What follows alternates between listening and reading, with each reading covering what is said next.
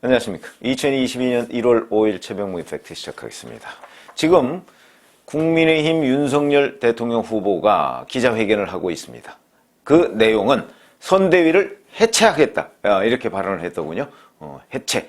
그러니까 뭐 그냥 재편 이게 아니고 해체하겠다. 그러면서 이제 실무형 선대본부를 구성하겠다 이렇게 얘기를 했습니다.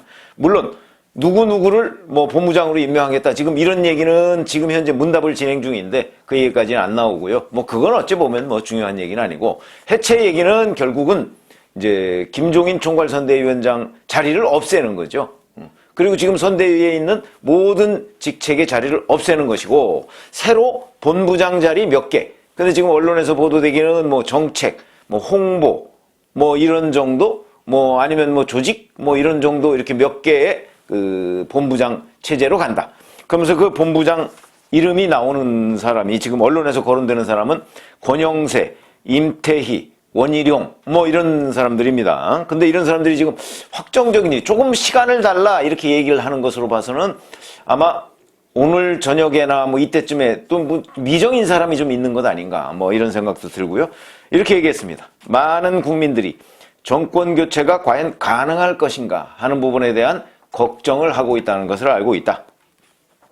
그러면서 저와 제 가족 모두가 일관된 잣대로 대할 것임을 밝혔다. 일관된 잣대로 대할 것이다. 그러니까 뭐 가족이라고 뭐 만약에 범법행위가 있다든가 이럴 경우에는 그걸 뭐 봐주거나 이러지 않는다 이런 의미로. 그러니까 공정과 상식 이런 부분에 대한 그 어떤 그 준수 이런 거는 여전히 변함이 없다. 이런 식으로 얘기했고요. 지금까지 해온 것과는 다른 새로운 시작을 하겠다. 이렇게 얘기를 했습니다. 이런 부분이 이제 좀 주목되는 대목이죠. 그 다음에 그동안 2030에 대해서 실망을 준 데 대해서 반성을 한다. 이제 뭐 청년층의 표심 뭐 이런 얘기를 하고 있는 것으로 보이고요. 지금까지와는 전혀 다른 윤석열의 모습을 보게 될 것이다. 그 다음에 처음 윤석열의 모습으로 돌아가겠다. 이렇게 해서 이제 윤석열이 새로 태어나겠다. 뭐 이런 얘기를 하고 있는 겁니다. 이렇게 되면 이제 질문은 계속해서 이준석 대표 얘기가 나오겠죠. 그러니까 이준석 대표에 대한 질문에는 본인이 또 자기도 그렇지만 이준석 대표도 당원과 국민이 뽑아준 사람이기 때문에 그거야 뭐 그 기대에 부응하게 그 행동을 하지 않을까라는 이런 식으로만 얘기를 했습니다. 그건 왜 그러냐면 현실적으로 이준석 대표를 뭐 여러 가지 검토를 이제 그 캠프에서 하고 있겠지만 이준석 대표를 그 자리에서 내려오게 할 방법은 없습니다. 그러나 압박은 계속되는 것이죠. 우선 당 사역 권성동 사무총장 사퇴했죠. 그 다음에 원내대표 정책위의장 다 사퇴했죠.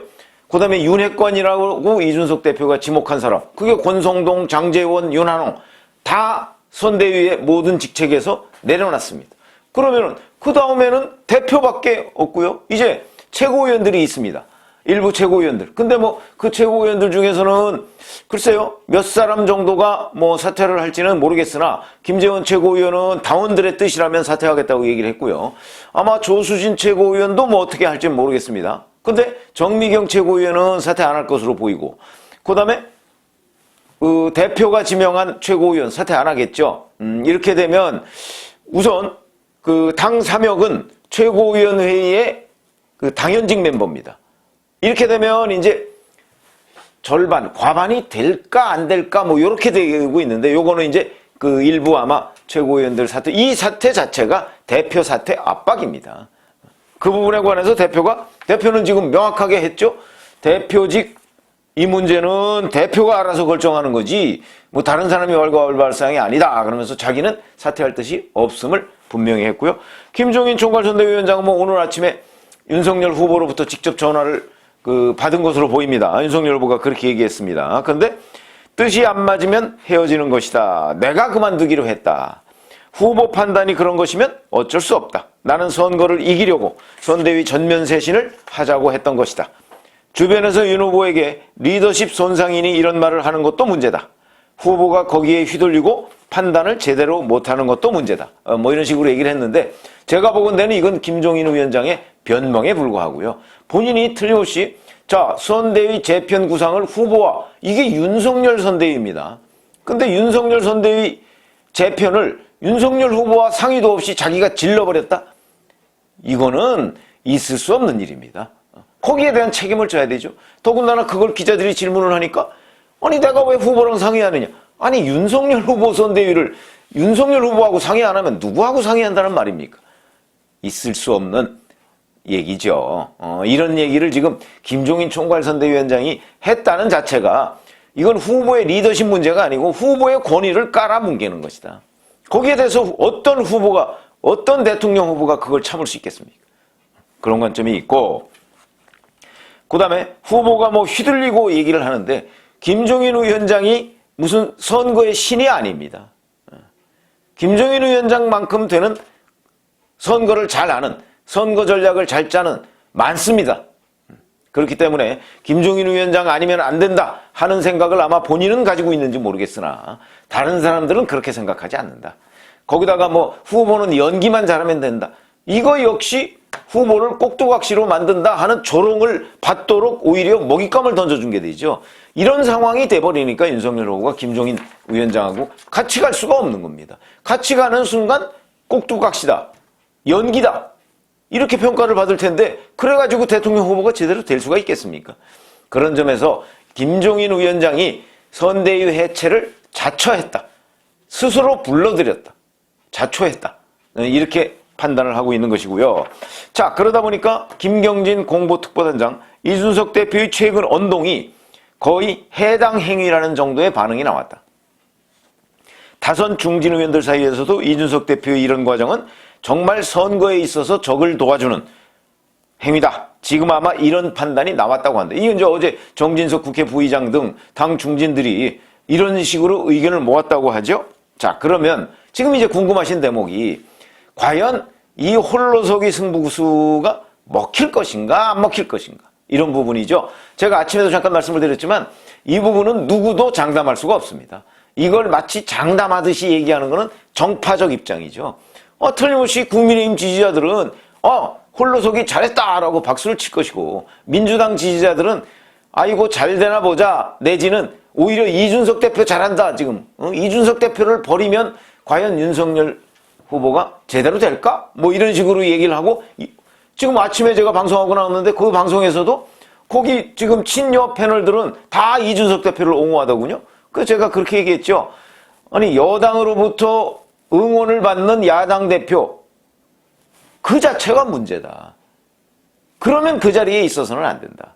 이런 얘기를 했는데 그와 마찬가지로 여하튼 홀로서기의 부분 이거는 누구도 장담할 수가 없습니다. 민주당에서는 절대 불가능이라고 계속 그런 톤으로 얘기하면서 이준석 대표를 오히려 옹호할 것이고 국민의힘 지지자들은 홀로서기가 가능할 것이다 이렇게 기대 겸 뭐 반응을 보일 텐데 저희가 보기엔 그거는 지금 누구도 알 수 없는 일이다.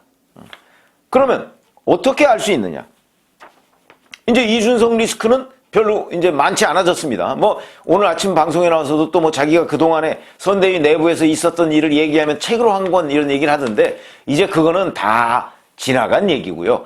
지금부터 이제 윤석열 선대위를 구성하고 있는 본부장들과 그 실무진들이 어떤 아이디어를 내고 이거를 윤석열 후보가 아까 얘기했지 않습니까? 완전히 다른 윤석열의 모습을 보게 될 것이다. 그런데 그런 모습을 보여줄 것인가? 여기에 달려있다는 거죠. 제가 윤석열 후보 지지율 하락의 원인을 세 가지로 꼽은 적이 있습니다. 자, 첫 번째가 이준석 리스크, 두 번째가 김건희 리스크, 세 번째가 토론 거부로 비춰지는 언행, 뭐 이런 부분이라고 얘기를 했는데 이 중에 이제 이준석 리스크라고 하는 부분이 상당 부분 상쇄됐습니다. 본인이 뭐 그래도 여기저기서 아마 이런저런 그 얘기를 하고 다닐 텐데 방송에 나와서 그러나 당내에서 우선 대표 사퇴 압박이 결코 만만치 않을 것이다. 그러면 그거 방어하고 어쩌고 하느냐고 아마 제대로 된 그 뭐 방송 인터뷰 같은 거 제대로 못할 거려 아마 그런 것이고 하더라도 거기서 이제 이준석 대표와 윤석열 후보 간의 그 어떤 이해관계가 이제 상반된다 하는 게 이제 같은 편이 아닙니다 거의. 윤석열 후보는 이준석 대표를 투명 인간 취급할 거고, 가급적이면 식물형 대표로 만들려고 할 것입니다. 최고위원들 다 사퇴하고 당사역 다 사퇴하고, 그래서 의결 자체를 거기서 될 수 없을 정도로 만들 가능성이 높다. 그렇게 되면 식물형 대표가 되는 거죠. 식물형 대표가 할 수 있는 거는 방송 인터뷰밖에 없을 텐데, 하더라도 그거는 윤석열 후보와 적대적 관계에서 하는 논평이다.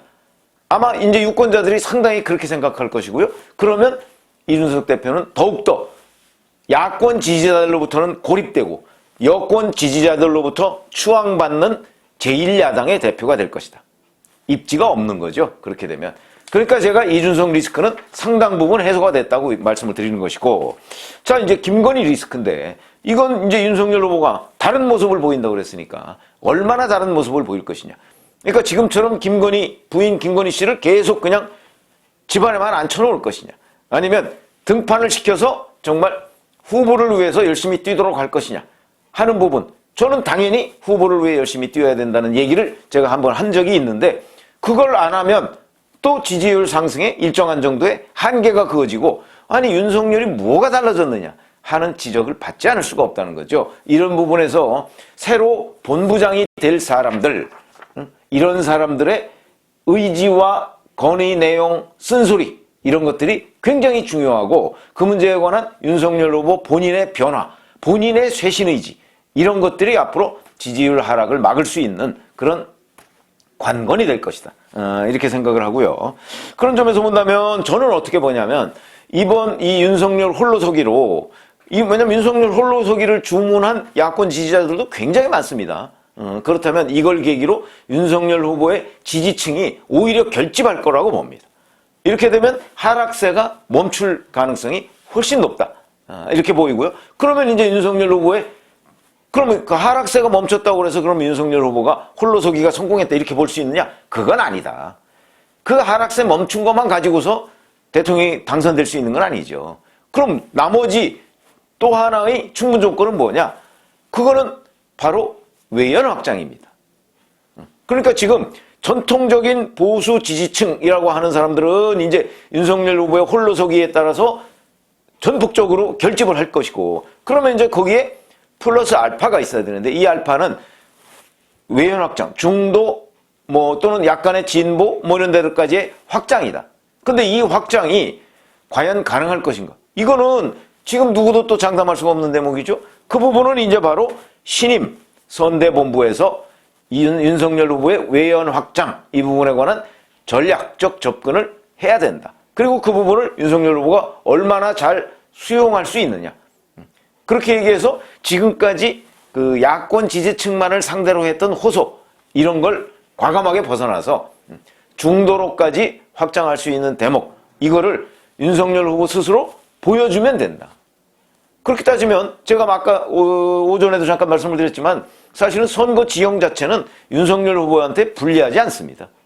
그래서 이런 걸로 인해서 만약에 윤석열 후보가 여기서 지지율 하락을 멈추고 약간 상승 국면에 들어간다면 안철수 후보는 아마 지지율이 지금보다 더 떨어질 가능성이 높다, 이렇게 보는 거죠. 그러니까 전적으로 우선 제가 보는 견해는 전체적으로 보면 지지율 하락이 이번 홀로서기로 멈출 가능성이 높고, 그 다음에 거기에서 반등하고 치고 올라갈 수 있느냐 여부는 결국은 신임 선대본부에서 어떤 전략적 그 마스터 플랜을 가지고 그걸 윤석열 후보가 잘 소화해내느냐, 여기에 달려있다, 이렇게 말씀을 드리겠습니다. 고맙습니다.